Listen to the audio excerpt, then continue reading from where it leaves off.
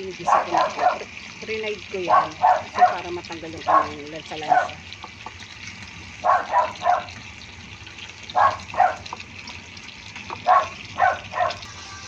Putsa ko na po sa kanyang onions tsaka ano. Maiba yung sinigang naman natin. Kasi pag yung manok lang talaga, nalalansahan talaga ako mga mare. Maganda yung gatong piniprito at least tanggal yung lansa niya.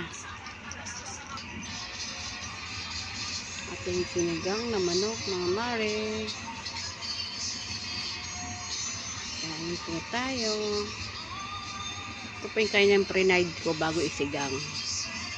Hindi siya malansa. Nalansahan kasi ako mga mare.